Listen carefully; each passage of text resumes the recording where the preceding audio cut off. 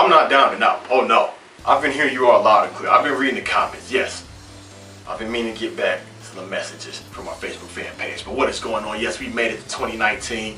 Hopefully Leeds, you went into 2019 smart, conscious, and a better person than what you were last year. It is me, the Elite Ace. We're live action. You still already know what it is. So this is the first video I'm pushing out of 2019. Now I know some of you are probably thinking, damn, this isn't a Bleach video, but don't worry, that one is still in the works because there are a lot of various things and categories I want to go over regarding Bleach, and yes, I will compile that into one video. So with that being said, this one will be about gaming because yes, we all know I'm a true gamer. I'm a big gamer. Now, I own all the systems. Each generation I own all three, including right now I own the Switch, I own the Xbox One X, the PS4, and maybe the same with the next generation of gaming. So this is the thing, console, excuse me. So in this video, I'm going to go over the top, 14, maybe 13, maybe 15 games that I have my eye on, that I may get, that I'm interested in, and some of these titles you may get or may be interested in. So let's get this started. Let's kick things off with number 1, Onimusha, Part 1, the remaster. Now, this isn't the remake. The remake is when they make it from the ground up like Resident Evil 2. Yes, that is on the list and we're going to get to that later. But this is the thing when companies do remasters. It's almost like a study. You know, when you have a franchise as old as Onimusha, I mean, this is what, 2 generations ago of gaming. It's very, very old. So with that, you just can't come out with a remake and think it's just going to sell like hotcakes. They have to see if people are still interested in it, especially since a lot of gamers haven't been voicing that they want an Onimusha remake. I mean, we do, but it hasn't been pushed like how it was with Resident Evil 2. So with that being said, they put out the HD collections like Devil May Cry, and these remakes, and not remakes, excuse me, these remasters like Onimusha, because this came out of nowhere, and for 20 bucks it's not bad. So this also feeds the newcomers, you know, these youngins, you know, who are spoiled by, you know, this age of gaming, you know, how they always say, oh, I can't go back, it's too hard to go back because of the graphics. So, man, yeah, I know they kill me with that. So it also feeds to the old school veteran gamers as well, because I remember Onimusha, I liked it. Then you have the newcomers who never heard of it or never got a chance to play it, and this is their way of getting introduced into it. Now they're getting an idea, okay, if this is how it is back then, I mean, if this is how it was back then, imagine an actual remaster, excuse me, a remake. So that's something I'm going to keep my eye on. Matter of fact, no, I'm going to get it. Matter of fact, it comes out in a few days. If you're watching this, it's probably already out. 20 bucks, you can't beat it. So with that being said, yeah, I'm going to get it. And it's going to be very challenging because they have some very, very, very interesting achievements and trophies on there. Things like go through the game without healing once, don't upgrade your weapon, things of that nature, speed through it through a certain amount of time, and I'm going to get it. I'm going to master it. So watch. Just look out for that. Now, on to number 2. No More Heroes, Travis Strikes Again. Notice the title. There is no number in it because the director, or the creator, he actually said this is not a direct sequel to Part 2. This is like an in-between mini-story. He said if the sales of this do good, then yes, there will be a Part 3. But this still slightly ties in because it takes place after Part 2, actually 7 years. And this makes Travis touchdown. He's 37. 1,100 characters are in their 30s, you know. I like that. But it's not going to be like your average No More Heroes. It's going to be compiled of a whole bunch of mini indie games. I don't know. It's only going to be 40 bucks, 30 bucks, I think 40. That's how you know. I mean, I'm not saying that's how you know it's going to be bad. That's how you know it's not a full-blown direct sequel. But hopefully, it does well. I'm going to support it. If you're a fan of the series, support it as well so we can get that true Part 3 of No More Heroes. Now, coming up next, Resident Evil 2. Already have the deluxe edition pre-ordered. I can't wait. I just can't wait. I grew up with Resident Evil 2. I remember it very well. I know they're going to change a lot of things with it. I mean, what can I say? It looks beautiful. It's running off the Resident Evil 7 engine, which they should take that engine and put it into just everything else. You see they did it with Devil May Cry. They should do it with Dragon's Dogma, etc. Maybe Deep Down. You all remember Deep Down? That mysterious Capcom title that was supposed to be exclusively to PS4. Maybe it's going to roll over to PS5. Who knows? But Resident Evil 2, that is a must. I don't care about Ada. Never did. I'm not going to be amped about playing with her, but yeah, Resident Evil 2, that's just a must. If you never played it, this is now the time to play it. Coming up next, Tales of Vesperia. I hope I'm saying that right. I had it on 360, played it, beat it, very good. I may get it along the lines down the line because I don't like to be you know, just backed up, have a backlog of games. I'm supposed to be this. You can only play one game at a time, and then I work, etc. Yada yada. Sometimes I don't have the time to just tackle all these games. You know, I can't. Especially Tales of Vesperia. It's an RPG. It's gonna look very beautiful in 4K and everything.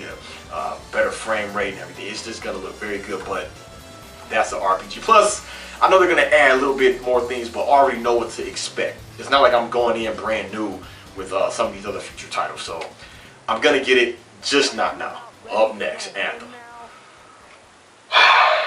I am very hyped about Anthem. I know damn near everything there is to know about Anthem. I've seen every single video that a YouTuber has put up. I've watched the interviews, the speed questions where they ask the director 120 questions. Is it like this? It's like that. I follow the community on Facebook and on Twitter. I was gracious enough to play the alpha. I'm gonna play both the VIP demo and the public demo. I got the limited edition, the Legion of Dawn edition reserved. I'm just gonna be all over. The Interceptor. That's gonna be my main. So look out for me with that. Up next, maybe seeing around Securio Shadows Die Twice. I cannot wait. Rumor has it it's gonna be more harder than Dark Souls, you know. But any games that take place in the feudal Japan era like this, I'm just all on it. When I first seen the trailer, I thought it was a new Tenchu, you know, especially with who was made by it, but it's not. But it's still cool. But it's not necessarily gonna be like Dark Souls, no. There's a skill tree, things like that.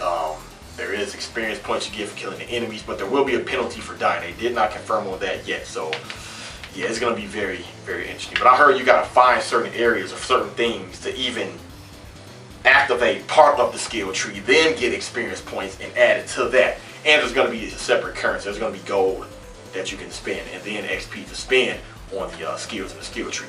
But yeah, I already got the collector's edition of that, so look out for that unboxing. Up next, Kingdom Hearts 3. Now, we've all been waiting 48 years for Kingdom Hearts 3. I thought it was weird a little bit that they brought it to Xbox because none of the other Kingdom Hearts was on any other previous Xbox systems. I mean, you have 8,000 Kingdom Hearts. Kingdom Hearts 1, 2, 2.5, 2.5 XD, 1, 2, 3 XYZ. You have all these Kingdom Hearts, you know, some on 3DS, etc. But there are some Kingdom Hearts enthusiasts out there that can follow all of that. It looks very good. The creator also confirmed this is not the last Kingdom Hearts. So, yeah, there will be another one. This is going to sell very well. I may get it, just not now. Division 2. With me having Anthem, I mean, Division 2 is cool. I still have Part 1, the Collector's Edition. You all seen that unboxing. Amped for it, but not like Anthem. I know they fixed a lot of the mistakes they made in the first one. That I do know is a fact. It's just, with Anthem 2, having two looter shooters, no. With my limited time, I will get Division down the line because Anthem seems so much more interesting than the Division. So, Division, yes, I'm stating it now. I will get it, but just not now. CRACKDOWN 3. Now, I've had 1 and 2. It was pretty fun. There's nothing that get Game of the Year. It's nothing that win awards, but it's pretty fun. It's pretty cool. I've seen everything there is to know about CRACKDOWN 3. And looking at the old ones and now, believe it or not, there's a vast improvement. They kept pushing it back and back and back and back. So it better live up to the fact that they've been pushing it back. In the next maybe 2 years, at the least, max 3 years, the next systems will be out. So what the hell? So whatever. I'm expecting to see something good with the CRACKDOWN. My bearded dragon acting crazy. So next we have Jump Force. Yes, I will get it. You already know Renji, Ichigo. I guess I'll figure out who else I add to the mix for my third character. You already know I'm rolling with Bleach. Come on now. But this is the thing. The last one, Jump All Stars, I had it on PS4. It was a port of what it was on PS3. Sometimes it was glitchy. The hit detection was off. Some of the characters were broken. It felt very unbalanced. Games sort of like Smash, Gundam Versus, Jump Force, they seem very unbalanced because you have these characters that can do so many things to so many different series. It seems like certain fighting games, they have characters made for certain other characters or classes, just like with Soul Calibur. Jump Force, man, I don't know. Like, damn, I mean, yes, I'm gonna get it. It's cool you can make your own character, but it really doesn't feel like your own character. The options to pick the hairstyles, the little bit of options that I've seen, that I haven't seen the full thing, but from what I've seen, the hairstyles are very similar to existing characters. You You can do moves, or pre-existing moves, Kamehamehas, Getsuga Tenshos, Rasengans, etc., Gear 1, Gear 2, things like that. I need some more originality with it. Maybe it is on there. Like I said, this is just going off of what I've seen. I've seen that gameplay with Ichigo versus Frieza. I hope that wasn't the finished final product, which I'm pretty sure it wasn't. It just seemed kind of awkward the way they run. Games like that are not made with motion capture, obviously, because of the way they move. But it's just the way when they get hit and bounce and get back up, it does not seem very fluid. It doesn't. I mean, I know they're on a limited budget, but I don't know. And the thing is, these new villains, they picked Akira Toriyama to actually do the designs. I know the man is legendary. He is greatly respected. It's because of him that Bleach is around, not in the way that you think. But he wrote Kubo that letter, you know, when Kubo got rejected. His one shot got rejected, his pilot. And, you know, you have to give Akira Toriyama props for that. But out of all those mangaka, these art styles, everything, they pick Akira Toriyama. I'm just not a real big fan of his art style. A lot of his characters resemble each other a lot, alright? A lot. So, I mean, look at Blue Dragon. Look at Dragon Quest. And then look at Dragon Ball. You can see the Dragon Ball in Chrono Trigger. I'm not saying Dragon Quest is bad. I'm not saying Blue Dragon is bad. I'm not saying Chrono Trigger is bad. It's just, you know, yeah, I wish they had picked a different mangaka. So yeah, I'm gonna get that basically. Up next we have Metro Exodus.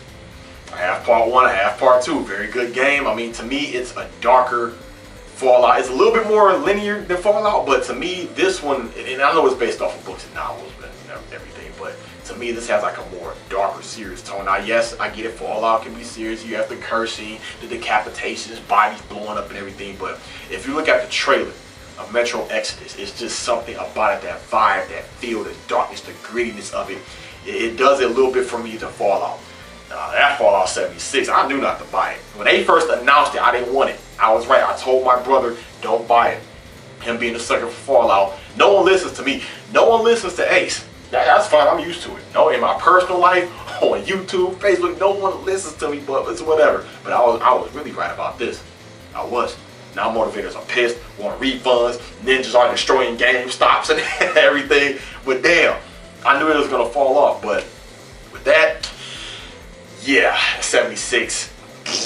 So, this thing with Metro Exodus, one thing I like about it, the realism. You have to watch the air on your gas mask, you know, filter mask, the way you have to put together weapons, look for the ammo, just straight up survival in that game. Even though it's not fully open world, I'm pretty sure it's a lot more massive than the previous Metro Exodus. So, look out for that one and pick that one up.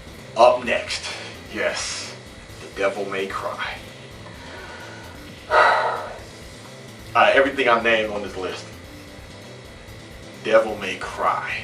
That is just, I cannot wait. When I knew they were gonna make, first there were little hints they were gonna do a part 5. When I finally seen that they announced it, first I was kind of like, yes, I knew it, but this is actually confirmed, and I was hoping it was gonna be, you know, based off the real series, and it was. So I still have a few questions about it.